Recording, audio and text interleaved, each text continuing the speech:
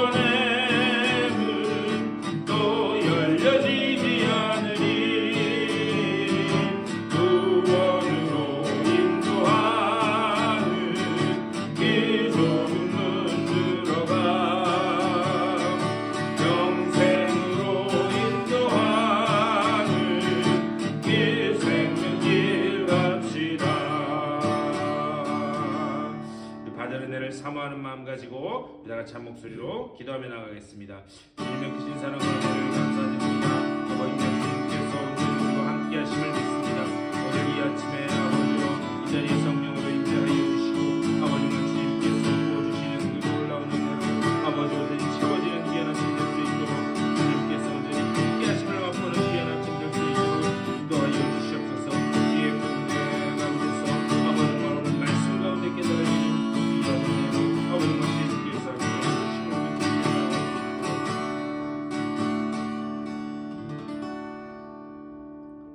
주님의 은혜를 감사드립니다. 오늘 이 아침에 저희들도 불러주셔서 주님 앞에 기도하며 하루를 시작하고 또 한 해를 마무리할 수 있도록 인도하여 주시니 감사를 드립니다.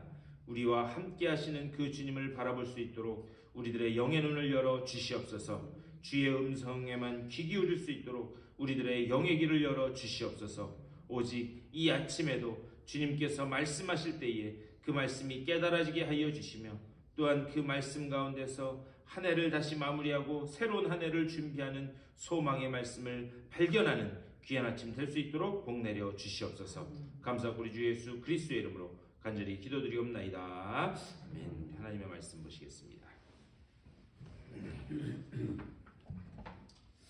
오늘 이 아침에는 구약성경 이사야서 말씀 보시겠습니다. 이사야서 10장 20절 말씀 보겠습니다. 이사야서 10장 20절 제가 가진 성경책 구약성경 980페이지에 있습니다. 성경책 그 위에 이렇게 보시면 페이지 수가 있죠. 거기 980쪽 이사야서 10장 20절에서 23절까지의 말씀입니다. 구약성경 980페이지 다 찾으셨죠?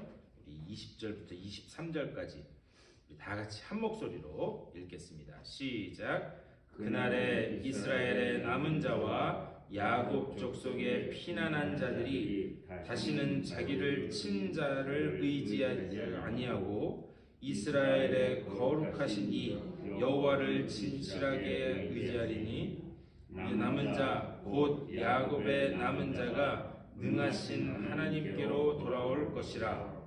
이스라엘이여 내 백성이 바다의 모래 같을지라도 남은 자만 돌아오리니 넘치는 공의로 파멸이 작정되었습니다.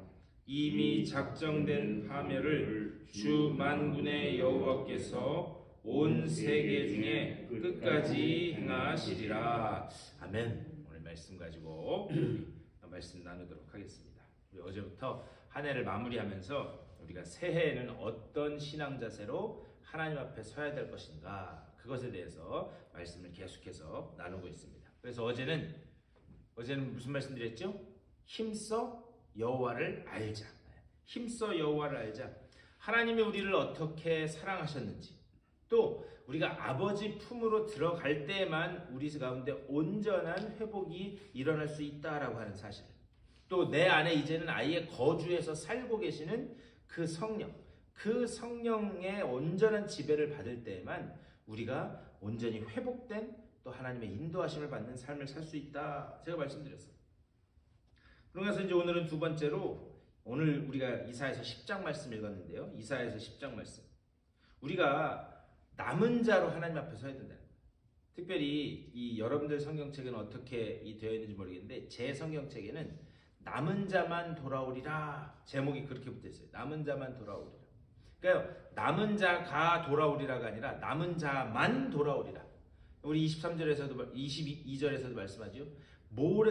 이 바닷가에 모래알처럼 수많은 사람들이 있을지라도 그 중에서 남은 자만 돌아올 것이다. 과연 이 남은 자라고 하는 게 어떤 의미인가, 그것을 좀 말씀을 좀 나눴으면 좋겠어요. 오늘 말씀을 이해하려면은 사실 우리가 10장을 읽었는데 앞에 9장 말씀의 내용을 알아야 오늘 우리가 읽은 이 10장 말씀을 제대로 이해할 수 있습니다. 앞에 9장에서는 무슨 말씀을 하고 있느냐? 한 아기가 태어날 거라는 거예요.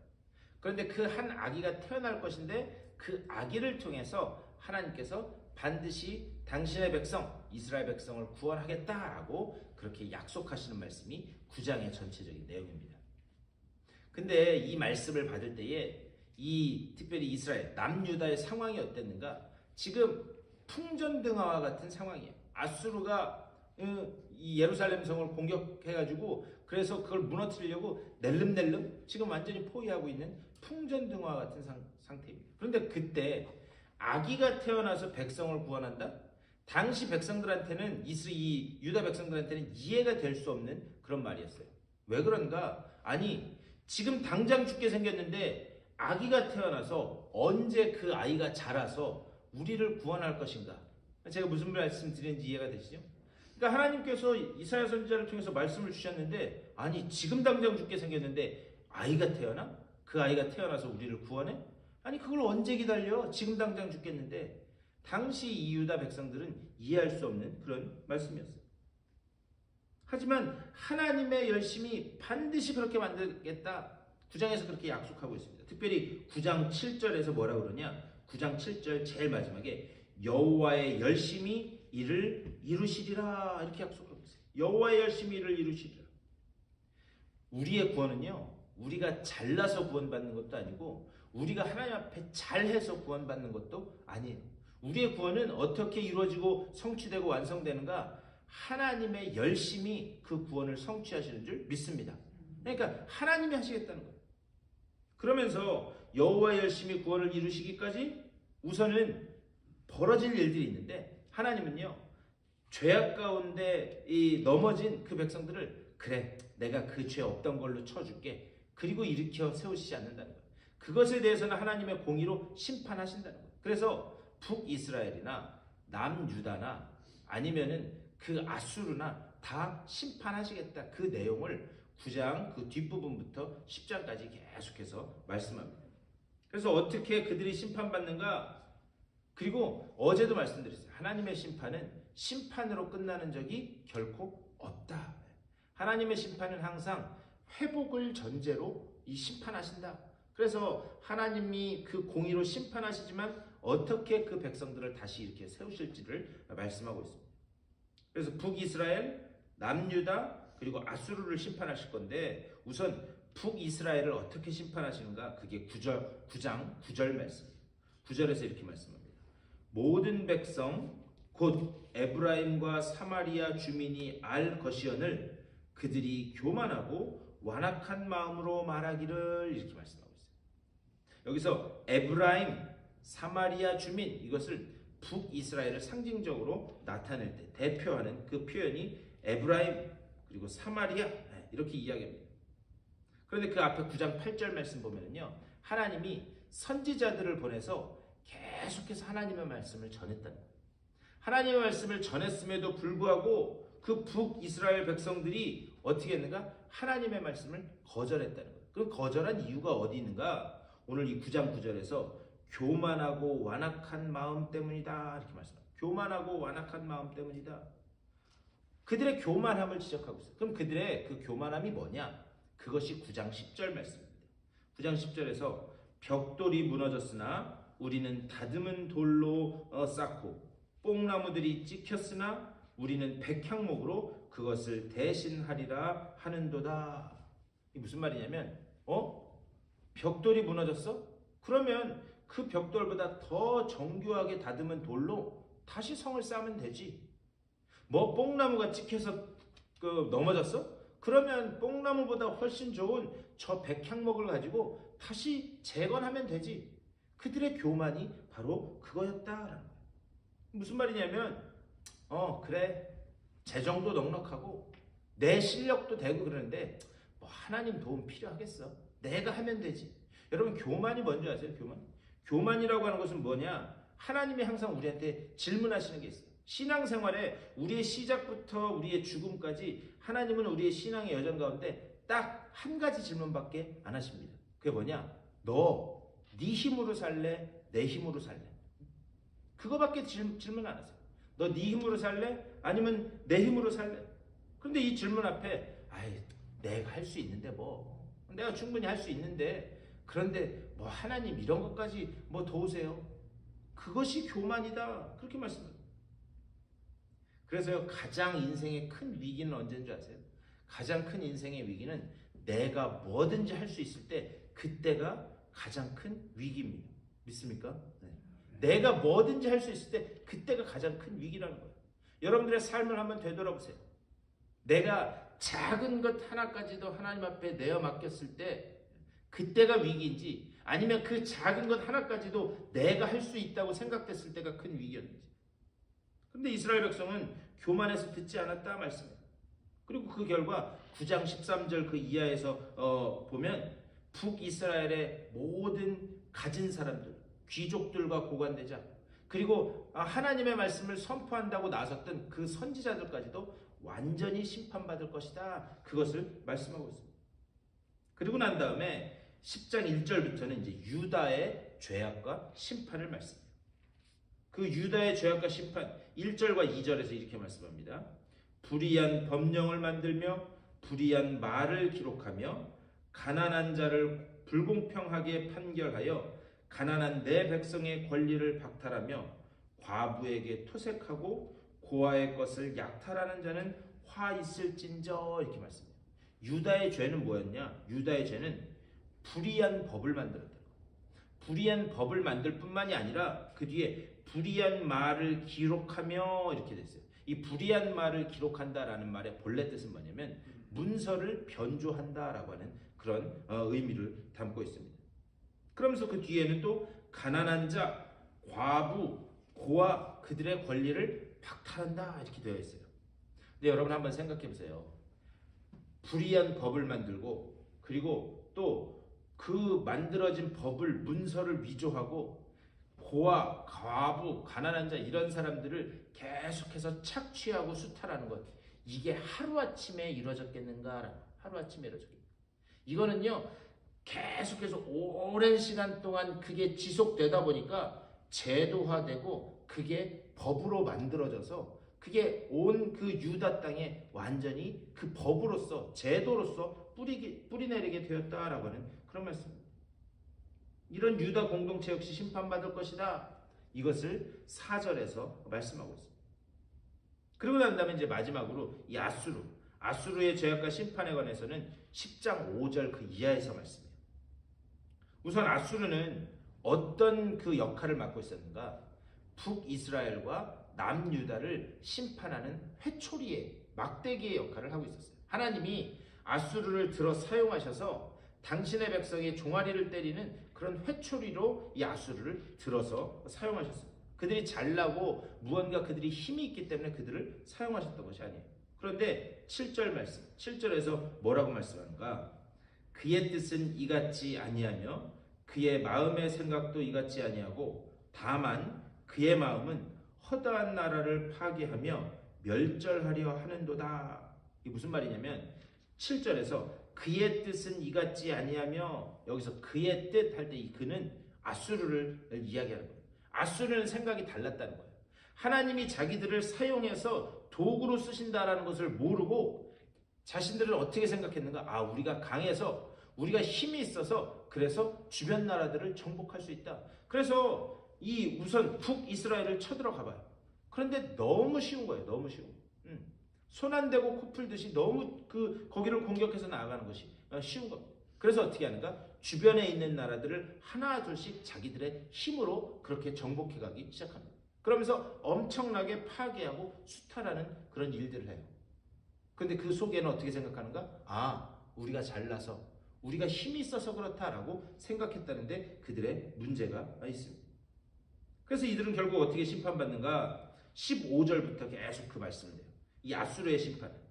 그런데 그들의 모든 것이 소멸될 것이다. 그렇게 말씀하고 있습니다. 그래서 소멸된다 그 말씀을 계속합니다. 자, 이렇게 북이스라엘, 남유다, 그리고 아수르 이 모두가 다 심판받을 것이다. 그것을 말씀해요. 그렇다면 그들이 심판받는 그 근본적인 원인이 어디 있는가? 제가 북이스라엘도 말씀드렸고 또 남유다도 말씀드렸고 아수르도 어떻게 그들의 죄악이 그 속에서 일어났는지 그것을 말씀드렸어요. 이것을 공통적으로 그냥 한 단어로 뽑아서 이야기하면 뭐냐? 그들의 교만 때문이다. 교만 때문에. 그들의 교만 때문에 그들이 심판받을 수밖에 없다. 제가 앞에서 교만을 뭐라고 말씀드렸어요? 교만이라고 하는 것은 내 힘으로 뭔가 할 수 있다라고 생각하는 그 자체가 교만이다 말씀드렸어요. 이런 가운데 하나님이 하나님의 그 열심으로 어떻게 그들의 그 교만 가운데 그 교만을 심판하시고 그리고 그들 가운데서 어떻게 구원의 백성들을 일으켜 세우실 건가? 그것이 오늘 우리가 읽은 20절에서 23절까지의 말씀입니다. 이제 다 왔습니다. 20절 말씀.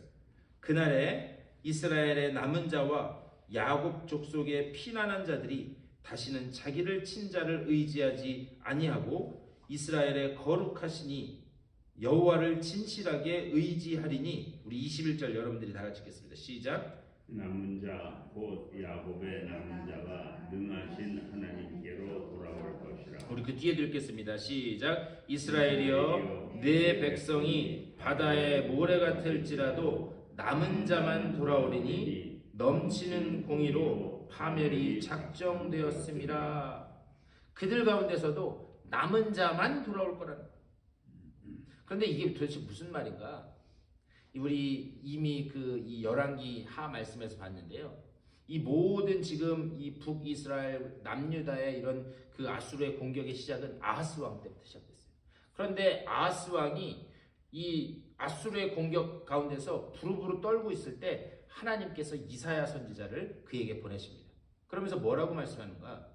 내게 징조를 구하라 그렇게 말씀하세요. 제가 한번 주일에 이거 말씀드렸어요. 여러분 징조는 사람이 하나님 앞에 구하는 거예요. 하나님이 사람에게 구하는 거예요. 이게 무슨 말이냐면 무언가 하나님이 약속을 해주셨어요. 내가 너 이렇게 해주겠다. 그러면 사람은 그것을 온전히 믿을 수가 있어요, 없어요? 믿을 수 있을 것 같기도 하고 없을 것 같기도 해요. 그때 뭐라고 그러냐, 하나님 그러면 내가 이 약속을 받았는데 이 약속이 이루어진다라고 하는 사인을 보여주십시오. 징조를 보여주십시오. 항상 사람이 하나님 앞에 구했던 게 징조였습니다. 그런데 이 아하스 왕의 이 사건에서 하나님이 뭐라고 했습니까? 내가 너한테 징조를 보여주겠다. 응? 내가 반드시 너를 구원할 건데 내가 징조를 보여주겠다. 이렇게 말씀해요. 그때 아하스 왕이 뭐라고 이야기하는가? 됐습니다. 거기 성경에는 내가 여호와를 시험하지 않겠다 이렇게 되어 있는데 그 말은 내가 어떻게 감히 하나님을 시험합니까? 그 얘기가 아니에요. 하나님 됐습니다. 지금 다 죽게 생겼는데 무슨 징조입니까? 징조. 그거 안 보여주셔도 됩니다. 그것이 아하스 왕의 믿음이었어요. 그러니까 그가 얼마나 잘못된 믿음을 갖고 있었는가 알 수 있습니다. 그때에 하나님께 징조를 구하지 않고 아하스 왕이 어떻게 하는가? 성전 왕궁에 있는 모든 그 근과 음을 다 털어서 이 아수르 왕에게 갖다 바칩니다. 그래서 아수르 왕에게 뇌물로 갖다 바치면서 우리 좀 봐주십시오라고 하는 그런 행동을 하는 것이 열왕기 하 말씀에 나와 있어요. 그건 무슨 얘기냐? 보이지 않는 하나님보다 보이는 그 아수르 왕이 지금 보이는 저 은과 금이 자기를 살릴 수 있을 거라고 그렇게 생각했다라는 거예요. 근데 중요한 말씀은 뭐냐? 이런 모든 이야기를 역대하 28장에서 말씀하는데요. 역대하 28장 21절 그 모든 것을 기록한 다음에 제일 끝에 뭐라고 되어 있는가? 그에게 유익이 없었더라 이렇게 말씀하셨어요. 그에게 유익이 없었더라. 지금 보이는 이 은과 금을 가지고 보이는 그 아수르 왕에게 잘 빌붙으면 그것이 자기를 살릴 거라고 그렇게 생각했는데 그것이 그에게 유익이 없었더라. 그것으로 기록이 끝나 있습니다. 말씀을 마무리하면서 오늘 20절부터 말씀하는 남은 자만 돌아오리라. 그 남은 자는 누구인가? 나의 구원이 하나님밖에 없습니다. 내가 의지할 뿐 하나님밖에 없습니다. 그 고백이 그 입술을 통하여 끊이지 않는 사람, 그 사람들이 남은 자이다 말씀하고 있어요. 근데 중요한 건 뭐냐? 나의 구원이 하나님밖에 없습니다. 이것을 우리는 한 대 맞고 깨달아요? 맞기 전에 깨달아요? 네, 두말하면 잔소리지. 그러니까 그게 인간이라는 거예요. 우리가 얼마나 연약한 존재인가를 우리가 알 수 있다는 거예요. 하지만 그 가운데서도 맞고 나서라도 하나님, 나의 구원은 하나님밖에 없습니다. 내가 이 인생, 이 세상 풍파 다 겪어보니까 내가 의지할 분은 하나님밖에 없습니다. 이 고백이 끊이지 않는 사람, 그 사람이 남은 자이고 그 사람이 다시 돌아올 수 있게 되는 줄 믿습니다. 오늘 이 말씀을 생각하면서 새롭게 허락될 2022년 어떤 일이 벌어질지 몰라요. 한 치 앞도 알 수 없는 것이 우리의 인생입니다. 하지만 그 가운데서도 어떤 상황 가운데서도 하나님만이 나의 구원이십니다. 하나님만이 나의 의지할 요새시고 산성이시고 바위이십니다. 이 고백을 통하여 하나님께서 약속하신 그 언약에 온전히 붙들리고 그 가운데 소망 가운데 일어나는 그런 새로운 한 해, 또 오늘 하루가 되실 수 있게 되기를 주님의 이름으로 간절히 축원합니다.